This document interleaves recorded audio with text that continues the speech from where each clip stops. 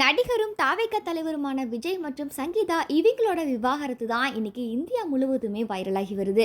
விவாகரத்து குறித்து சங்கீதா 12 பக்கம் உள்ள மனுவை தாக்கல் செஞ்சிருக்காங்க. அந்த மனுவில் குறிப்பா நான் விவாகரத்து வாங்குறதுக்கு காரணமே முக்கியமா ஒரு நடிகை மட்டும்தான். அந்த நடிகையோட பெயரை நான் இப்ப சொல்ல விரும்பல.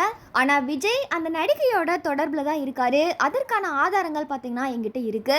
எனக்கு ஏதாவது விஜய் தரப்புல இருந்து எனக்கு நெருக்கடி கொடுத்தாங்கன்னா கண்டிப்பா நான் அந்த ஆதாரங்களை வெளியிடுவேன் அப்படின்னு சொல்லிட்டு சொல்லியிருக்காங்க. இந்த ஒரு விஷயம் வெளியில வந்ததுமே பார்த்தீங்கன்னா பலருமே அதுக்கு காரணம் த்ரிஷா தான் அப்படி சொல்லிட்டு பேசிட்டு வராங்க. ஏன்னா இதுக்கு முன்னாடி ஒரு அரசியல்வாதி விஜயையும் த்ரிஷாவையும் ஒன்று சேர்த்து வச்சு பேசினனால தான் பல பிரச்சனைகள் ஏற்பட்டுச்சு. அதுக்கு ரசிகர்கள் பலருமே பார்த்தீங்கன்னா எதிர்ப்பு தெரிவிச்சுட்டு வந்திருந்தாங்க. இந்த ஒரு விஷயத்துக்கு த்ரிஷாவுமே பார்த்தீங்கன்னா என்னை பற்றி யாரும் தப்பாக பேசாதீங்க, நான் அரசியலுக்குள்ளே நான் வரவே இல்லை, என்னை பற்றி பேசக்கூடாது அப்படின்னு சொல்லிட்டு பயங்கரமாக அதுக்கு கண்டனமும் தெரிவிச்சிருந்தாங்க. இந்த நிலையில் விஜயோட மனைவியை இன்னைக்கு விஜய் மேலே பல குற்றச்சாட்டுகளை முன் வச்சிருக்காங்க. இத்தனைக்கும் அந்த நடிகையோட பெயரை குறிப்பிடாமலே தான் அந்த மனு தாக்கல் பண்ணியிருந்தாங்க.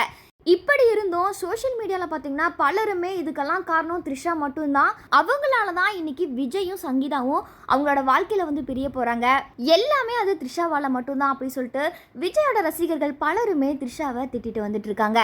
இதெல்லாம் ஒரு பக்கம் இருக்க, இன்னொரு பக்கம் பார்த்தீங்கன்னா சங்கீதாவோட இந்த டிவோர்ஸ் விஷயத்தில் கண்டிப்பாக அரசியல் இருக்கு. ஏன்னா இவ்வளோ நாள் அமைதியாக இருந்த சங்கீதா இப்போ எலெக்ஷன் நெருங்கி வருது.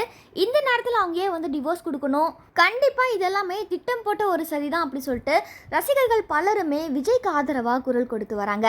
திமுகவை எதிர்த்து விஜய் அரசியல் மேடையில் பேசிட்டு வந்த நிலையில தான் கண்டிப்பாக பெண்களுடைய ஓட்டு விஜய்க்கு அதிகமாக இருக்கும் அப்படி சொல்லிட்டு பலருமே எதிர்பார்த்தாங்க. இப்படி இருக்கிற சூழல்ல இந்த விவாகரத்து விஷயம் விஜய்க்கு பேரிடியை ஏற்படுத்தி இருக்குதுன்னே சொல்லலாம். இதனாலேயே விஜய்க்கு அரசியல் களத்துல மிகப்பெரிய ஒரு சரிவு ஏற்படும் அப்படின்னு சொல்லிட்டு நெட்டிசன்கள் பலருமே சொல்லிட்டு வராங்க. இந்த சூழ்நிலையில இன்னொரு பக்கம் பாத்தீங்கன்னா நடிகை த்ரிஷாவை நெட்டிசன்கள் பலருமே திட்டிட்டு வராங்க. ஏன்னா சங்கீதா அந்த மனுவில் நடிகையோட பெயரை குறிப்பிடவே இல்லை. இருந்தும் பலருமே பார்த்தீங்கன்னா இதுக்கு த்ரிஷா தான் காரணம் அப்படின்னு சொல்லிட்டு வராங்க.